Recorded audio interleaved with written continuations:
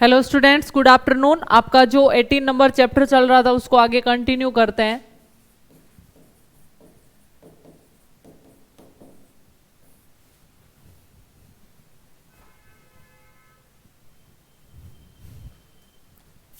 इसका नाम था तेल, रेसे, मसाले और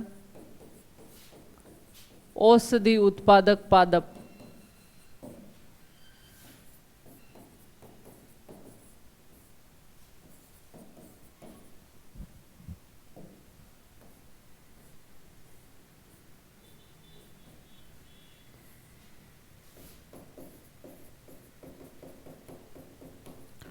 तो देखिए स्टूडेंट्स, इसके अंदर पिछली क्लास तक हमने डिस्कस किया था कुछ उपयोगी पादप जो तेल प्रदान करने वाले हैं, और उसके अलावा हमने कुछ पादप स्टार्ट किए थे रेसे उत्पन्न करने वाले, जिसमें एक पादप के बारे में हमने डिस्कस किया था मूंज, जो रेशा उत्पादन करता है। और आज हम जिस पादप के बारे में डिस्कस करना भी स्टार्ट कर रहे हैं वो है कपास। कपास, इसका वानस्पतिक नाम है गोसिपियम।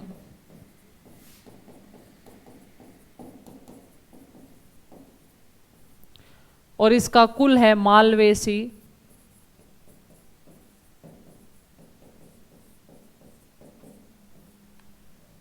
उपयोगी पादप भाग कौन सा है?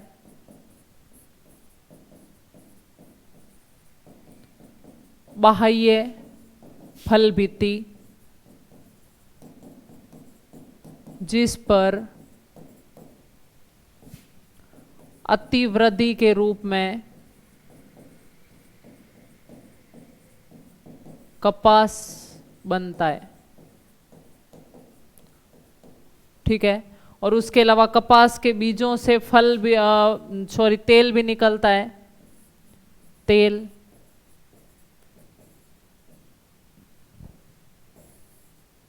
उपयोगी पादप भाग है। दूसरा, बीज, तेल निकाला जाता है। और कपास के बीजों से तेल निकालने के बाद जो भाग बचता है उसे खली बोला जाता है, जो पशु आहार है। नोट कर लीजिए।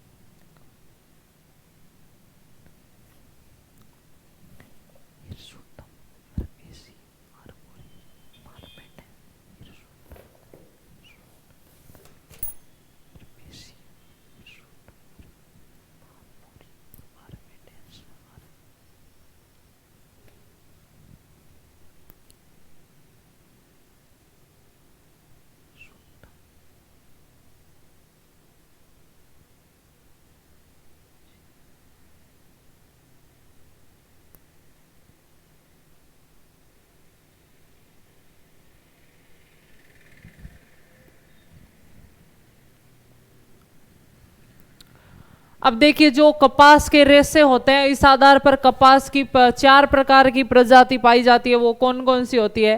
तो देखिए, कपास की प्रजाति,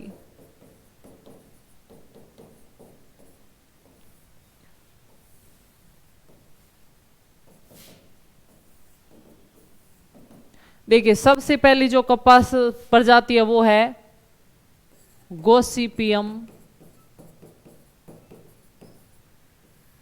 इसका नाम है Gossypium hirsutum, Gossypium hirsutum. Gossypium तो इसका क्या है, वानस्पतिक नाम, इसलिए सभी के आगे क्या लिखेंगे, गोसिपियम हिरसुटम। दूसरी है गोसिपियम हर्बेसियम, गोसिपियम हर्बेसियम। तीसरी है गोसिपियम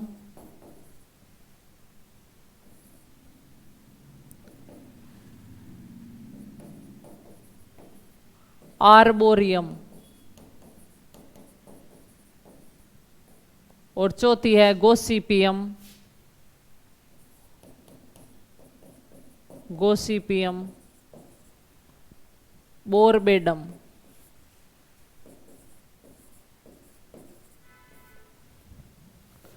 तो देखिए 4 प्रकार की कपासीय प्रजाति, Gossypium hirsutum, Gossypium herbaceum, Gossypium arboreum और गोसिपियम बोरबेडम। ठीक है, सबके आगे गोसिपियम नाम लिखा है क्योंकि कपास का वानस्पतिक नाम क्या है, गोसिपियम, और ये है इनकी प्रजातियों के नाम।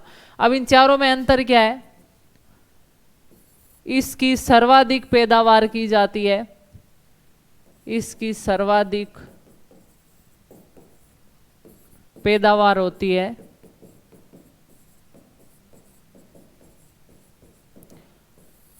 इसका रेशा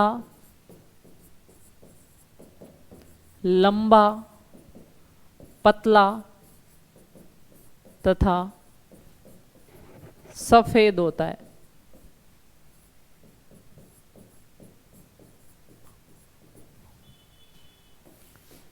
यह है मध्यम गुणों युक्त होता है,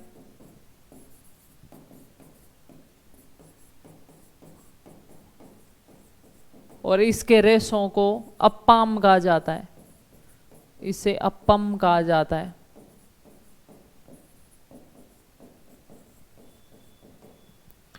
इसका रेशा मोटा परंतु कम लंबाई का होता है।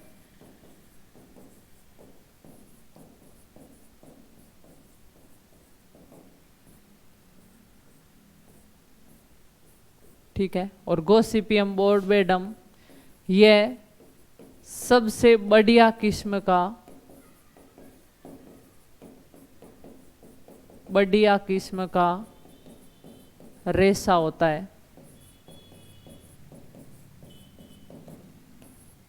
इसके रेशे का उपयोग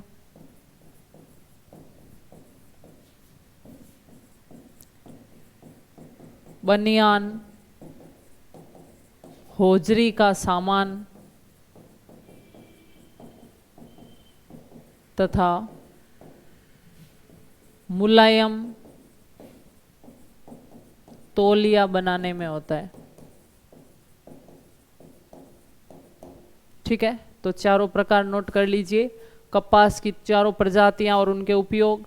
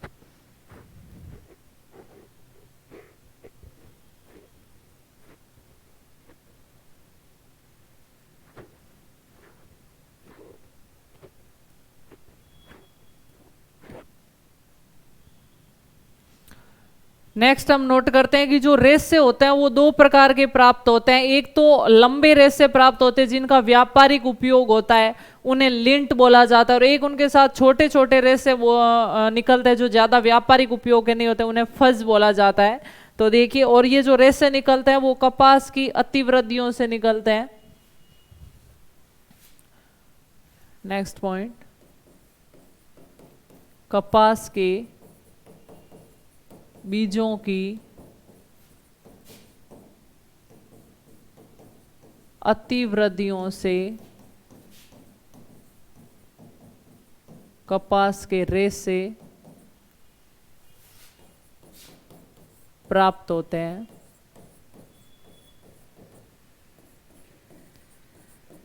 ये रेशे दो प्रकार के होते हैं।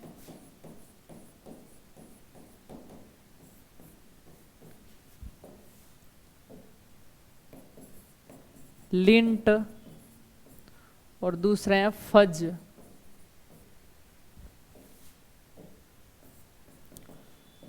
लंबे रेशे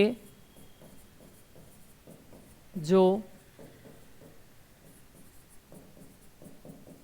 व्यापारिक उपयोग हेतु उपयुक्त। फज छोटे रेशे। ठीक है, अब देखिए कपास के ये जो लिंट रेशे होते हैं, इनके अंदर इन रेशों में 92% सेल्यूलोज पाया जाता है तथा 1.8% प्रोटीन पाई जाती है। 92% सेल्यूलोज तथा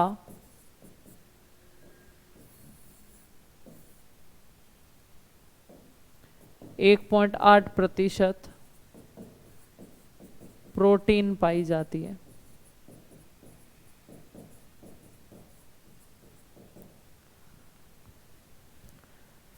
ठीक है, नोट कर लीजिए।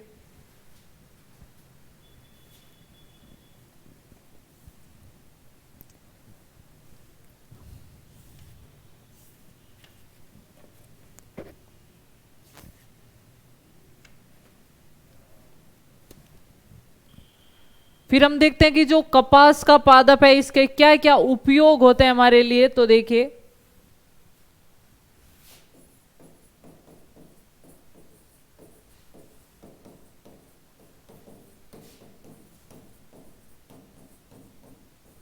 तो पहला उपयोग है कि इससे रेशे प्राप्त होते हैं। उन रेशों का उपयोग कपड़ों के निर्माण में किया जाता है। इनसे रेशे प्राप्त होते हैं जिनका विभिन्न उपयोग होता है।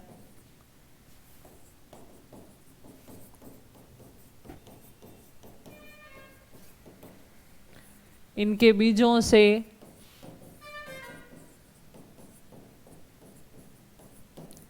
तेल प्राप्त होता है। नेक्स्ट पॉइंट, बीजों से तेल निकालने के पश्चात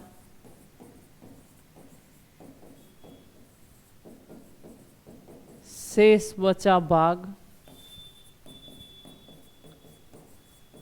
खली कहलाता है, जो पशु आहार के रूप में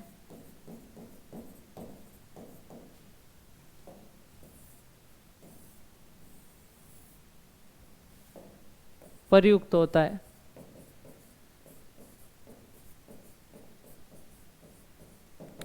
ठीक है, नोट कर लीजिए।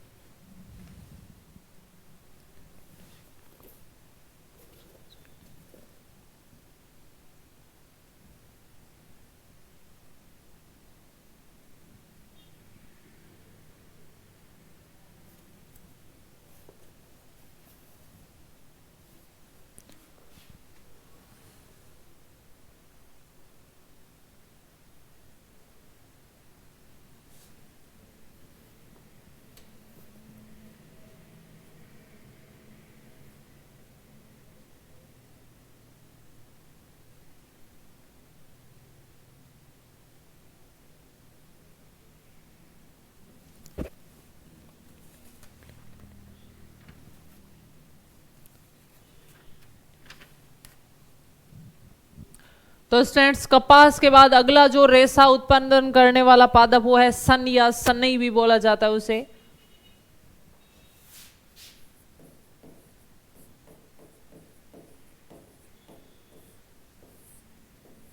इसका कुल है लेग्यूमिनेसी।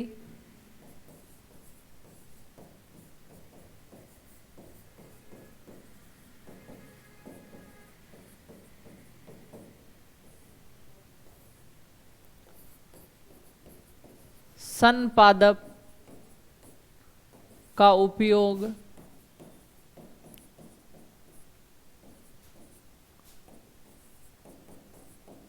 रेशों के रूप में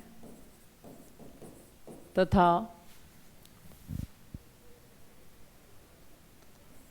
हरी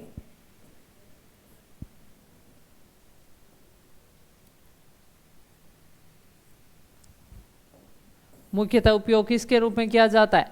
रेशों के रूप में। यानी सन पादप से जो रेशे प्राप्त होते हैं वो क्या करते हैं, उनसे जो बड़े बड़े रेशे पाए जाते हैं उनका निर्माण किया जाता है और उनका जो संपूर्ण पादप शरीर है वो खाद के रूप में प्रयुक्त होता है। तो रेशों का उपयोग रेशों के इस पादप का उपयोग है वो रेशों के रूप में तथा हरी खाद के रूप में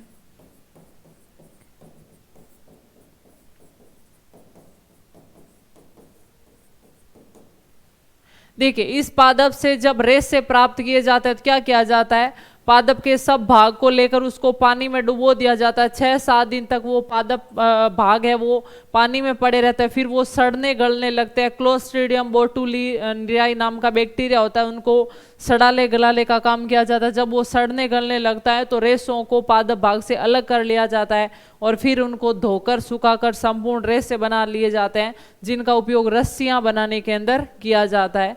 तो देखिए इस पादप में पादप भाग को, या ऐसा लिखेंगे, इस पादप से रेशे प्राप्त करने के लिए संपूर्ण पादप को जल में 6 से 7 दिनों तक डुबोकर रखा जाता है, जिससे पादप भाग सड़ने लगता है तथा इसे सड़ाने का कार्य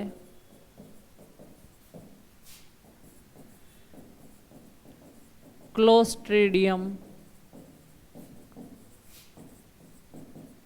ब्यूटेरिकम द्वारा किया जाता है। सड़ने के पश्चात पादप भाग से रेशों को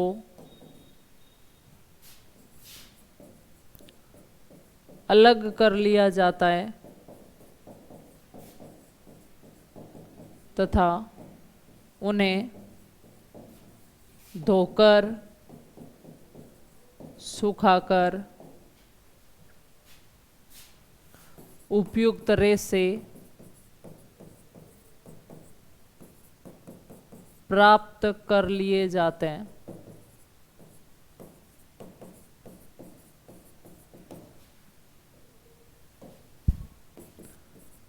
सन के रेशों से रस्सियां बनाई जाती है,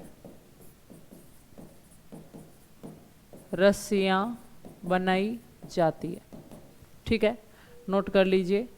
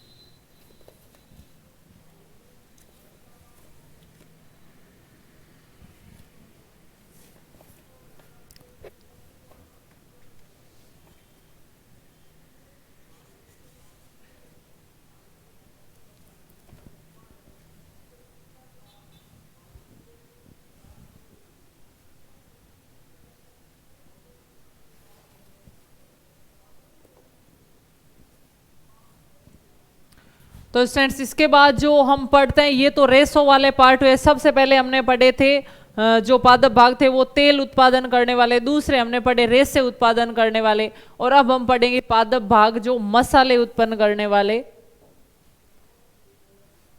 तो हेडिंग लगानी है मसाले।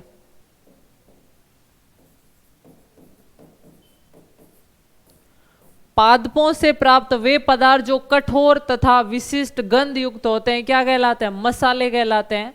तो देखिए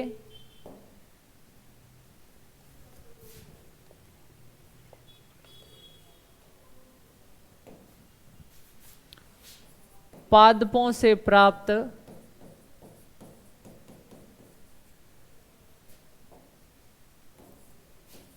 शुष्क तथा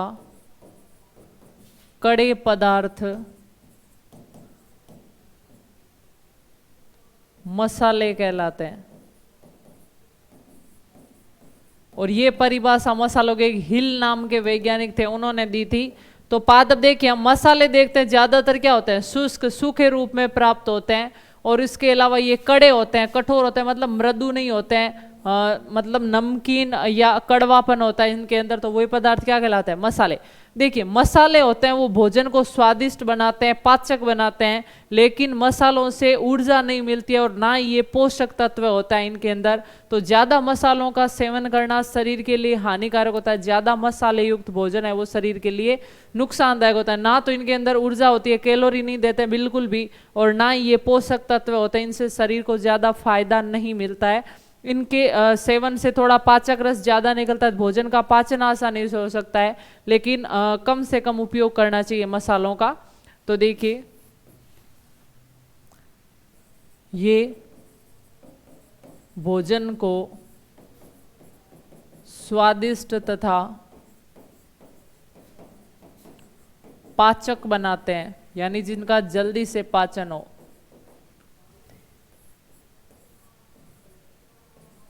इनमें पोषक तत्व नहीं पाए जाते तथा ना ही इनसे कैलोरी प्राप्त होती है। ठीक है। कई प्रकार के पादपों के भागों द्वारा मसालों का निर्माण किया जाता है। कई पादप भागों द्वारा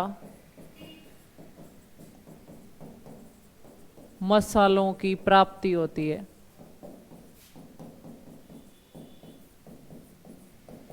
ठीक है, नोट कर लीजिए पॉइंट्स।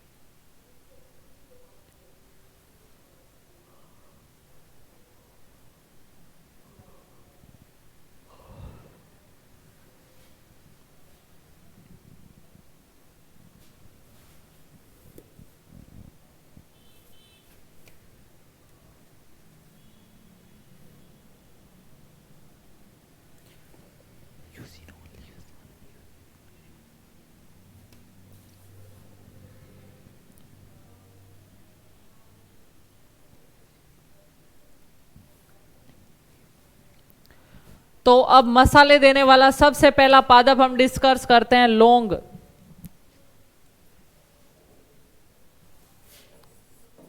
लौंग, इसका जो कुल है वो है मार्टेसी। लौंग पादप का कुल कौन सा है? मार्टेसी। कुल है मिर्टेसी, मिर्टेसी या इसे मार्टेसी बोला जाता है।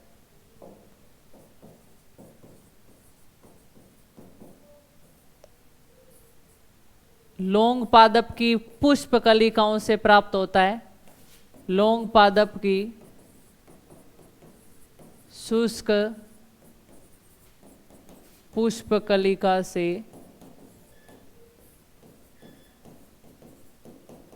प्राप्त होता है। नेक्स्ट पॉइंट,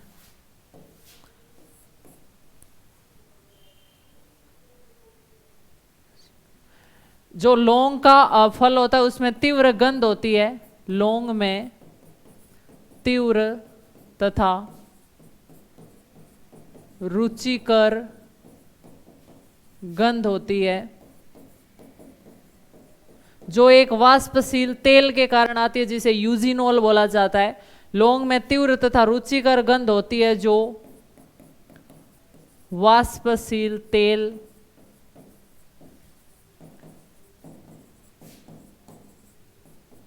यूजिनोल के कारण होती है। ठीक है, नेक्स्ट पॉइंट, लौंग का क्या क्या उपयोग है? गरम मसाले का महत्वपूर्ण अंग होता है लौंग। गरम मसाले का महत्वपूर्ण अंग। औषधि में भी इसका उपयोग किया जाता है, औषधि के रूप में। इसके अलावा दांतों के दर्द में ये आरामदायक होता है। दांतों के दर्द को दूर करने के लिए लौंग का उपयोग किया जाता है।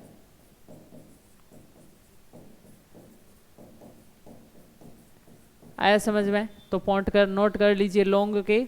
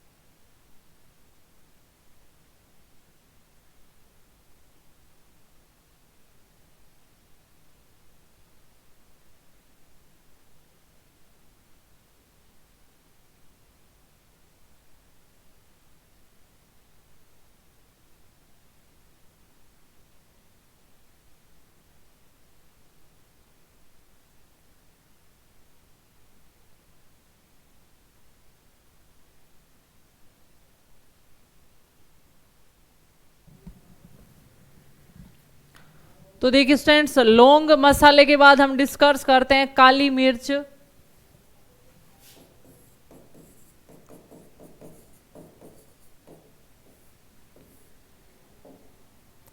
इसका वानस्पतिक नाम है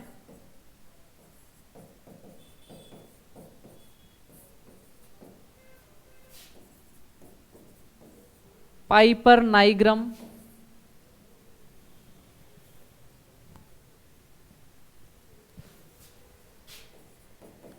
पाइपर नाइग्रम, और इसका कुल है पाइपिरेसी।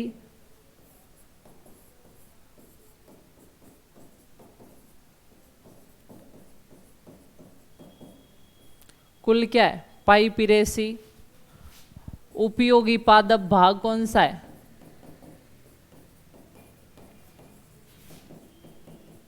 उपयोगी पादप भाग होता है अपरिपक्व शुष्क फल, जिसे ड्रूप भी बोला जाता है। अपरिपक्व शुष्क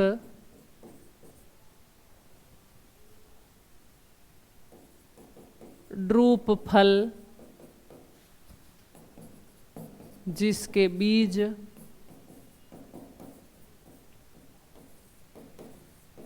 काली मिर्च कहलाते हैं।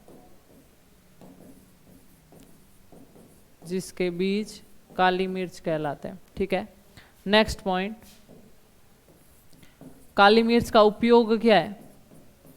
मसालों के रूप में।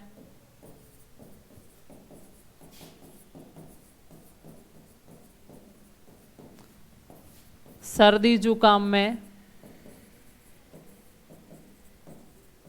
काढ़े के रूप में। वात स्फीति में उपयोगी।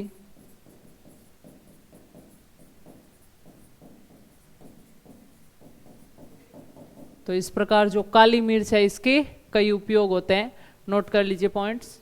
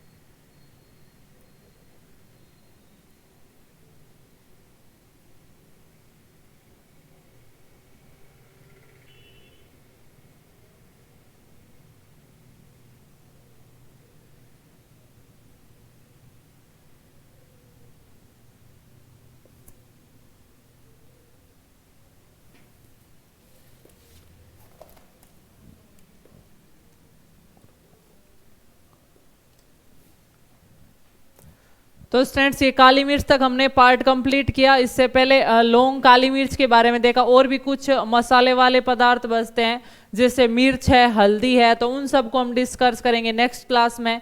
तो यहाँ तक ही थी अपनी क्लास, मिलते हैं नेक्स्ट क्लास में, तब तक के लिए थैंक यू सो मच।